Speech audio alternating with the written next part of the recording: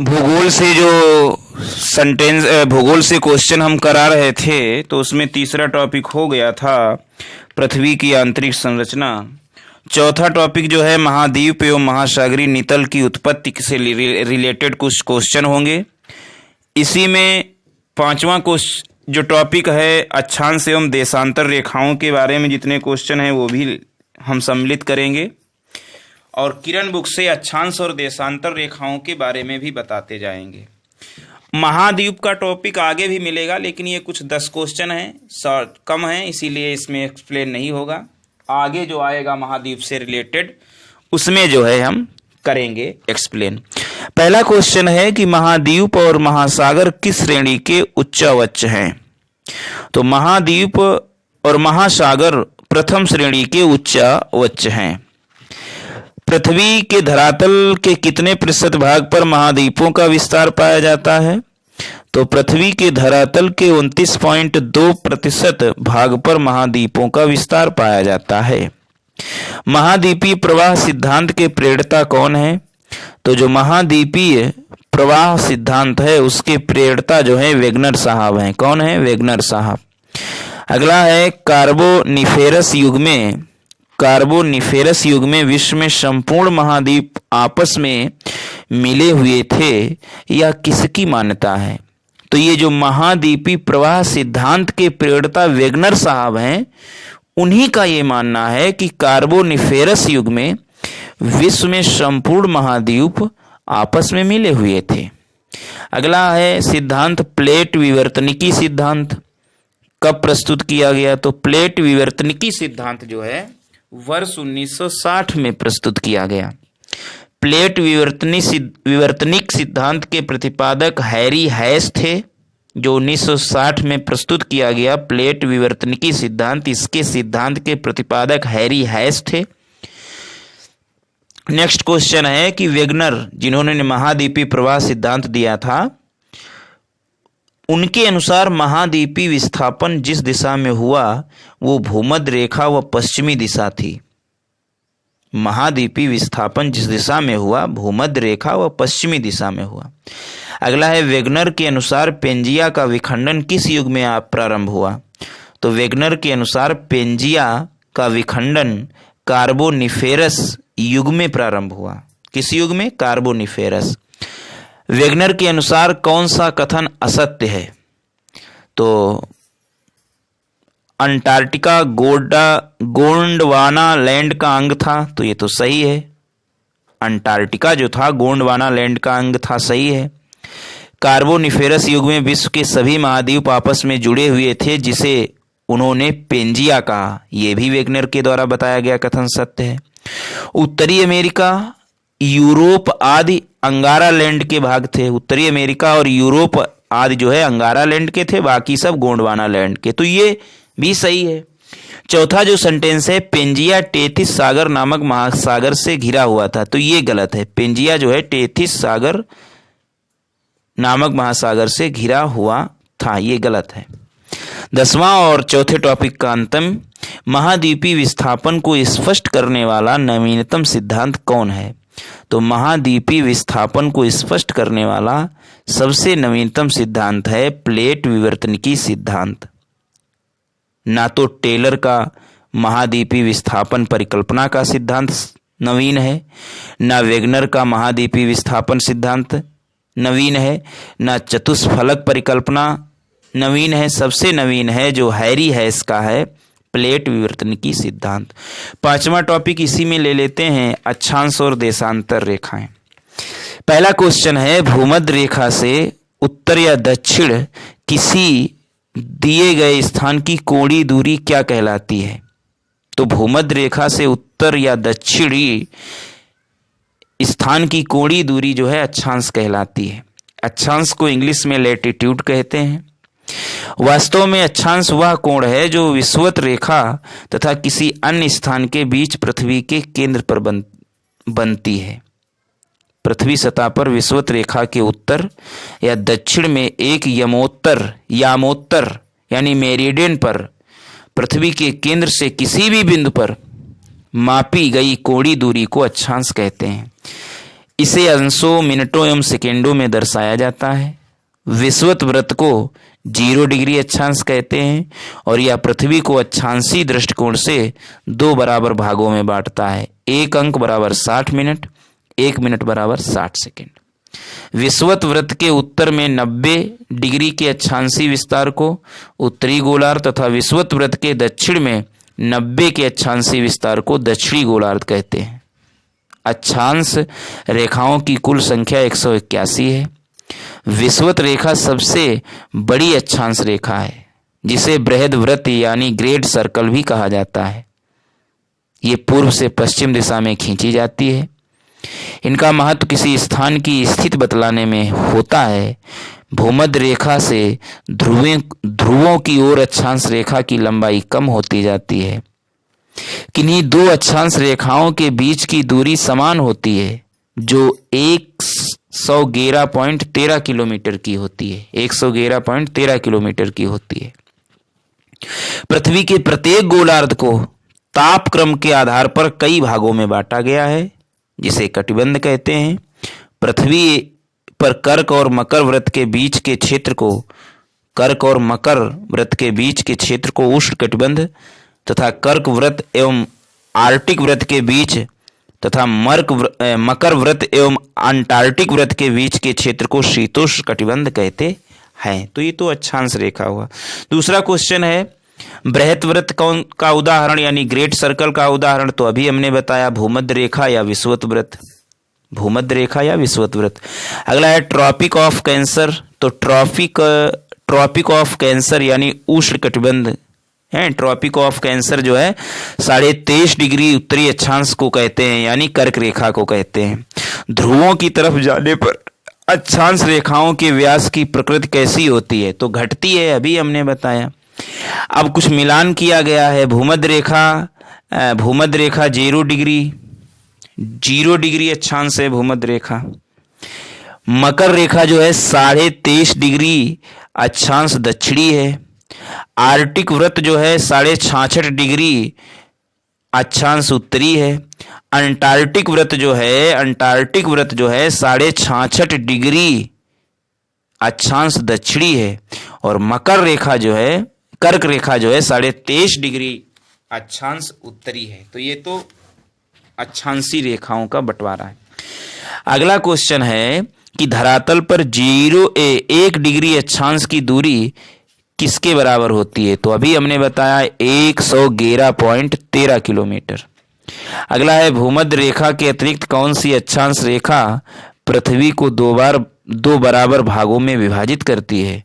तो भूमध्य रेखा के अतिरिक्त कोई ऐसी रेखा नहीं है, अक्षांश रेखा कोई नहीं है जो पृथ्वी को 2 बराबर भागों में विभाजित करती है। मकर रेखा यानी 23.5 डिग्री दक्षिणी अक्षांश वृत्त कहाँ से होकर गुजरती है? तो जिम्बाब्वे से होकर नहीं गुजरती है, भारत से होकर नहीं गुजरती है, ग्रीनलैंड से होकर नहीं गुजरती है। 4 ऑप्शन दिए गए हैं। तीन ये हो गए, जिम्बाब्वे, भारत, ग्रीनलैंड, और चौथा है मालागासी। तो इन तीनों से नहीं, मालागासी से होकर मकर रेखा गुजरती है। अगला है वह काल्पनिक रेखा जो पृथ्वी को 2 भागों में बांटती है, तो भूमध्य रेखा कहलाती है। अक्षांश भूपृष्ठ पर भूमध्य रेखा के उत्तर एवं दक्षिण एक बिंदु की कोणीय दूरी। अक्षांश भूपृष्ठ पर भूमध्य रेखा के उत्तर या दक्षिण एक बिंदु की कोणीय दूरी है जो भूमध्य रेखा से मापी जाती है। 11वां क्वेश्चन है दोनों ध्रुवों को जोड़ने वाली वह काल्पनिक रेखा जो भूमध्य रेखा को समकोण पर प्रतिच्छेद करती है क्या कहलाती है? तो दोनों ध्रुवों को जोड़ने वाली वह काल्पनिक रेखा जो भूमध्य रेखा को समकोण पर प्रतिच्छेद करती है देशांतर कहलाती है। तो देख लेते हैं थोड़ा देशांतर रेखा के बारे में, यानी लॉन्गिट्यूड के बारे में। देखिए, पृथ्वी के किसी भी स्थान की प्रधान यमोत्तर से यानी बीचों बीच से पूर्व या पश्चिम में कोणीय दूरी को देशांतर कहते हैं। पृथ्वी के 0 डिग्री देशांतर को प्रधान यमोत्तर माना गया, जो लंदन के पास ग्रीनविच वेधशाला से गुजरती है, इसीलिए इसे ग्रीनविच रेखा भी कहते हैं। पृथ्वी के 0 डिग्री देशांतर के दोनों ओर 180 डिग्री तक देशांतर रेखाएं पाई जाती हैं जो कुल मिलाकर 360 डिग्री होते हैं। पृथ्वी पर दो देशांतर रेखाओं के बीच की दूरी को गोरे कहा जाता है। सभी देशांतर रेखाएं ध्रुव उत्तर दक्षिण दिशा में मिलती हैं। सभी देशांतर रेखाओं की लंबाई समान होती है और सभी देशांतर रेखाएं पृथ्वी को दो बराबर भागों में बांटती हैं। भूमध्य रेखा पर देशांतर रेखाओं के बीच की दूरी अधिकतम 111.32 किलोमीटर होती है। यह दूरी ध्रुवों पर कम हो जाती है। पृथ्वी पर 24 घंटे में अपने अक्ष पर 360 डिग्री देशांतर घूमती है, अर्थात 1 डिग्री दूरी तय करने में पृथ्वी को 4 मिनट का समय लगता है। इसीलिए पृथ्वी की घूर्णन गति 360 डिग्री बटे 24 बराबर 15 देशांतर है, यानी प्रति घंटा, या 60 बटे 15 यानी 4 मिनट में 1 देशांतर।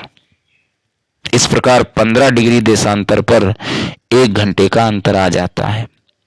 पृथ्वी पश्चिम से पूर्व की ओर घूमती है, इसीलिए पूर्व की ओर प्रत्येक 1 डिग्री देशांतर बढ़ने पर 4 मिनट समय बढ़ जाता है और इसी तरह पश्चिम जाने पर 1 डिग्री देशांतर पर 4 मिनट का समय घट जाता है। पश्चिम की ओर घटेगा, पूर्व की ओर बढ़ेगा। इनका उपयोग किसी स्थान की स्थिति एवं समय दोनों के निर्धारण में किया जाता है।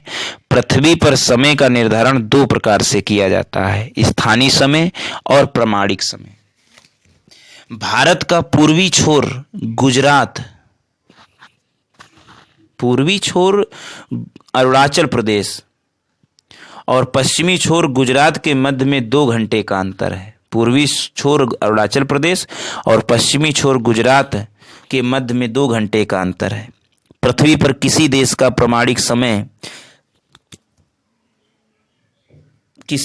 प्रमाणिक समय वह समय है जो उस देश के केंद्रीय देशांतर रेखा के आधार पर निर्धारित किया जाता है। भारत में 82.5 डिग्री पूर्वी देशांतर रेखा केंद्रीय देशांतर रेखा है, जो उत्तर प्रदेश के विंध्याचल शहर यानी मिर्जापुर से गुजरती है। यह नैनी इलाहाबाद के पास है।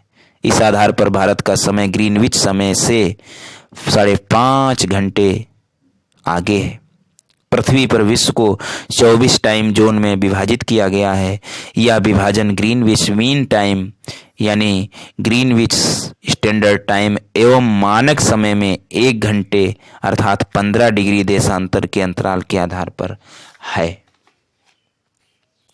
ग्रीनविच यमोत्तर यानी 0 डिग्री देशांतर पर है, जो कि ग्रीनलैंड एवं नॉर्वेजियन सागर तथा ब्रिटेन, फ्रांस, स्पेन, अल्जीरिया, माले, बुर्किना फासो, घाना तथा दक्षिण अटलांटिक महासागर से गुजरता है।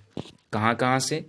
ग्रीनलैंड, नॉर्वेजियन सागर तथा ब्रिटेन, फ्रांस, स्पेन, अल्जीरिया, माले, बुर्किना फासो, घाना और दक्षिण अटलांटिक महासागर से गुजरता है।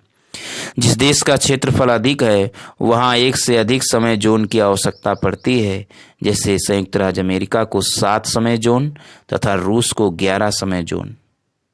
180 डिग्री पूर्वी तथा 180 डिग्री पश्चिमी देशांतर एक ही रेखा है, जिसे अंतर्राष्ट्रीय तिथि रेखा कहते हैं। इसे अमेरिका के वाशिंगटन में 1884 ईस्वी में संपन्न इंटरनेशनल मेरिडियन कॉन्फ्रेंस में 180वें यमोत्तर को अंतर्राष्ट्रीय तिथि रेखा निर्धारित किया गया था।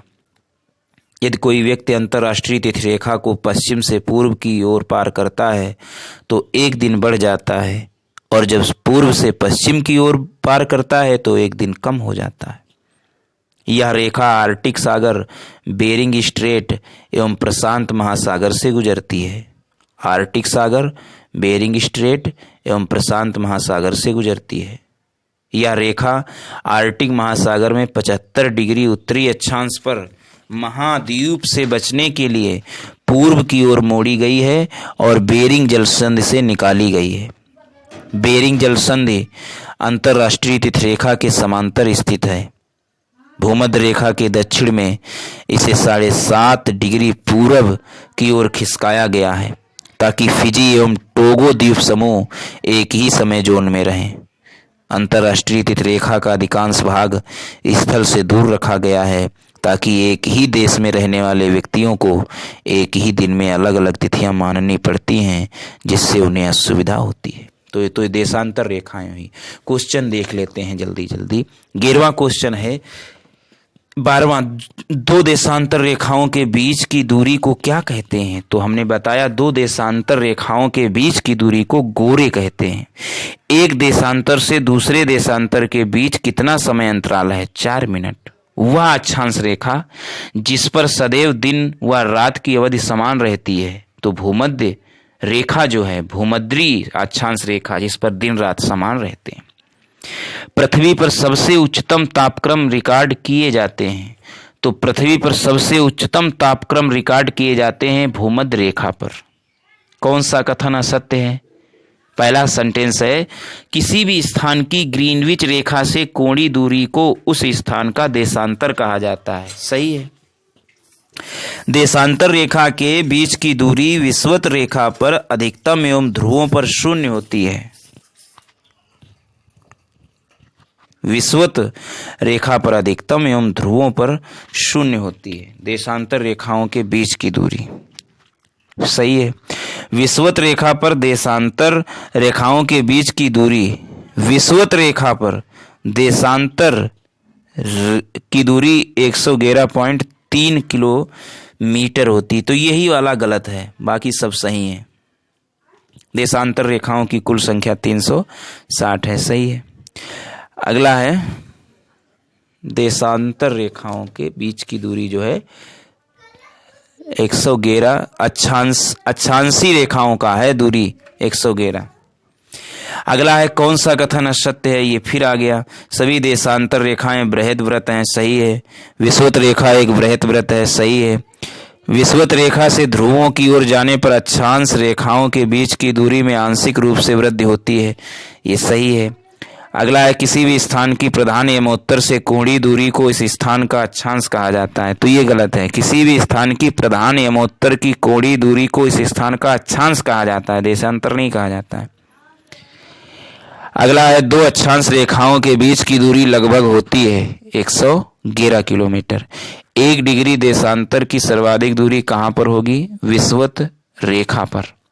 कुल अक्षांशों की संख्या 179 इसमें बताई गई है। कुल अक्षांशों की रेखा संख्या कितनी है? 1, 7, 9, 179। देशांतरों की संख्या कितनी है? 360। विषुवत रेखा के समानांतर कल्पित रेखाएं क्या कहलाती हैं? तो विषुवत रेखा के समानांतर कल्पित रेखाएं अक्षांश रेखाएं कहलाती हैं। अगला है पृथ्वी के उत्तरी ध्रुव एवं दक्षिणी ध्रुव को मिलाने वाली रेखा क्या कहलाती है? तो पृथ्वी के उत्तरी ध्रुव एवं दक्षिणी ध्रुव को मिलाने वाली रेखाएं देशांतर रेखाएं कहलाती हैं। प्रधान माध्याह्न रेखा किस स्थान से गुजरती है? तो प्रधान माध्याह्न रेखा जो है ग्रीनविच से गुजरती है। ग्रीनविच रेखा से तात्पर्य 0 डिग्री देशांतर। ग्रीनविच रेखा से तात्पर्य 0 डिग्री देशांतर। मकर रेखा किस देश से होकर नहीं जाती? तो दक्षिण अफ्रीका से होकर जाती है मकर रेखा। अर्जेंटीना से जाती है, चिली से जाती है, फिलीपींस से नहीं जाती है मकर रेखा। दक्षिण अफ्रीका, अर्जेंटीना, चिली से जाती है। पृथ्वी 1 घंटे में कितना देशांतर घूम लेती है? तो पृथ्वी 1 घंटे में 15 डिग्री देशांतर घूम लेती है। दक्षिणी ध्रुव का अक्षांश जो है 90 डिग्री अक्षांश है। किन देशों के समूह में से भूमध्य रेखा गुजरती है? तो भूमध्य रेखा कोलंबिया, केन्या तथा इंडोनेशिया से गुजरती है। कोलंबिया, केन्या तथा इंडोनेशिया से गुजरती है। ब्राजील, जाम्बिया तथा मलेशिया से नहीं गुजरती है। ब्राजील, सूडान तथा मलेशिया से नहीं गुजरती है। वेनेजुएला, इथोपिया तथा इंडोनेशिया से नहीं गुजरती है। मतलब इंडोनेशिया तो सही है, लेकिन जो वेनेजुएला और इथोपिया 2 समूह में है उनसे नहीं गुजरती है। सही ऑप्शन है कोलंबिया, केन्या तथा इंडोनेशिया से मकर रेखा गुजरती है। ये समूह सही है। अगला है कर्क रेखा 23.5 डिग्री उत्तरी अक्षांश, मकर रेखा 23.5 डिग्री दक्षिणी अक्षांश, और यही 2 सही हैं। अंतर्राष्ट्रीय दिनांक तो 180 है ना।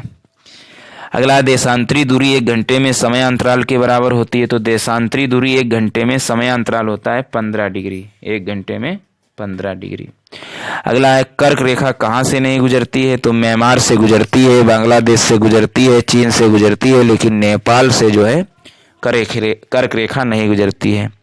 उत्तरी गोलार्ध में भूधरातल अधिकतम है। तो उत्तरी गोलार्ध में भूधरातल 30 डिग्री उत्तरी अक्षांश से 40 डिग्री उत्तरी अक्षांश तक उत्तरी गोलार्ध में सबसे अधिक भूधरातल है। 30 डिग्री उत्तरी अक्षांश से 40 डिग्री उत्तरी अक्षांश तक।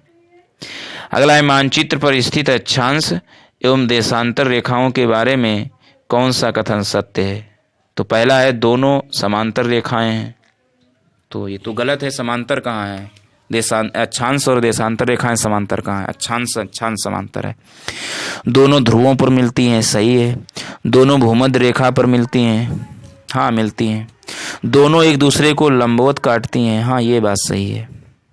दोनों एक दूसरे को लंबवत काटती हैं, तो यही वाला सही है, बाकी सब गलत है। ना तो ध्रुवों पर मिलती हैं, ना तो भूमध्य रेखा पर मिलती हैं, ना तो दोनों समांतर हैं। सही है, दोनों एक दूसरे को लंबवत काटती हैं।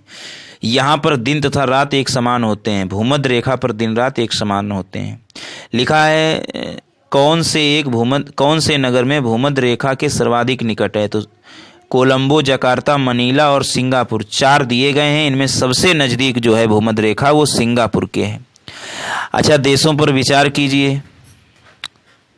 ऑस्ट्रेलिया, नामीबिया, ब्राज़ील और चिली, ये चारों देश हैं, इनसे मकर रेखा होकर जाती है। Australia, Namibia, Brazil, chilli.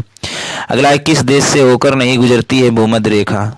तो कीनिया से होकर जाती है, इंडोनेशिया से भूमध्य रेखा होकर जाती है, ब्राज़ील से होकर जाती है भूमध्य रेखा, केन्या से, इंडोनेशिया से, कोलंबिया से, लेकिन मैक्सिको से होकर नहीं जाती है। केन्या, ब्राज़ील, इंडोनेशिया, कोलंबिया, इनसे जाती है, लेकिन मैक्सिको से नहीं। 39वां है, मानचित्र व ग्लोब पर पाई जाने वाली प्रतिच्छेद रेखाओं को क्या कहते हैं? जो प्रतिच्छेदित करती हैं उनको भौगोलिक रेखा जाल कहते हैं। क्या कहते हैं? भौगोलिक रेखा जाल कहते हैं। ना तो उन्हें अक्षांश कहते हैं, ना देशांतर कहते हैं। जो मानचित्र व ग्लोब पर पाई जाने वाली प्रतिच्छेदित रेखाओं को भौगोलिक रेखा जाल कहते हैं। और 5वें का अंतिम क्वेश्चन, 49 डिग्री उत्तरी अक्षांश किस किस के बीच सीमांकन करता है? तो 49 डिग्री उत्तरी अक्षांश जो है अमेरिका और कनाडा के बीच में सीमांकन करता है। तो बार बार देखें, लाभ उठाएं। Thanks for watching.